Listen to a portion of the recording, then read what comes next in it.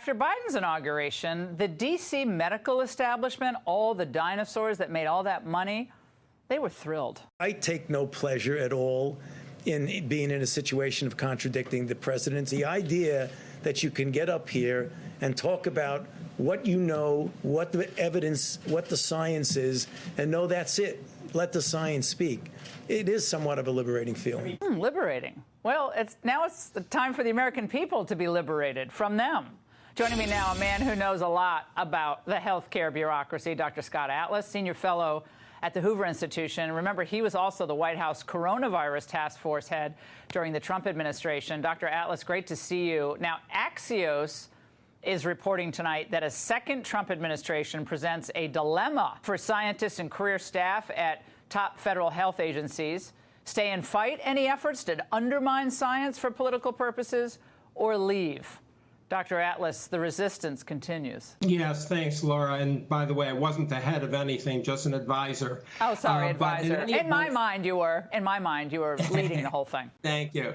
Well, here's an example of what you're talking about, the politicization of science. I mean, this is, these people, there's this resistance as opposed to what Dr. Fauci just claimed, that everything was so objective. And that's the problem. Trust has plummeted in the CDC and the public health agencies and in science itself and doctors and hospitals because of this contamination by political agendas. And we need to fix that. And we have a big opportunity here because the president knows that. And he also knows it's the most regulated sector in the economy. So it's tons of fraud, tons of waste, and really counterproductive regulations. And he's got a chance, and I know he wants the best, the safest, as well as the most innovative healthcare system.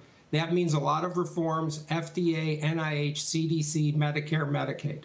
Now, can you really do that type of deep reform, Dr. Atlas, if there's no accountability for what was done during COVID to Americans? And frankly, the deceit, the deception, the lack of transparency, and the outright lies that ended up really hurting people's lives, especially children who were not allowed to go to school. No, I totally agree. I mean, we need accountability. We need accountability to move forward and heal as a public, as a society. There's no question about that. I'm a little bit concerned about politicians in Congress trying to get accountability because most people know, A, they're political, B, it'll be perceived as political. So it's possible we need an outside commission. I'm not sure. I think the main focus is moving ahead. And moving ahead, we know we can prevent a lot of that stuff. We need to force transparency. We need to eliminate conflicts of interest, particularly with pharma. We need to eliminate the conflicts of interest by NIH, FDA, and CDC because they're actually sharing royalties with the industries, the products that they regulate and approve. I mean, this is an overt conflict of interest.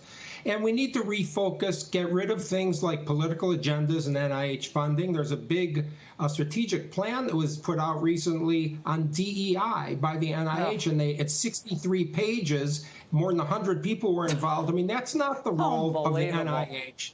We need to get back to objective evidence and trust Americans with the data rather than forcing them and making sure we prove safety and efficacy on everything we're actually recommending here. Yeah, so the DEI virus in the Pentagon that we just talked about and the DEI virus in the health care bureaucracy, both cases it has to be eliminated. The freak out over RFK, if he's in as HHS secretary, very quickly, Dr. Atlas, what about that? He's asking a lot of good questions about things like proving safety, about things like the food pyramid, about things like not focusing on obesity and instead creating a drug culture. These are very important questions. And my basic bottom line is this: if you're afraid of the question, that means you're afraid of being challenged because you don't have a good answer.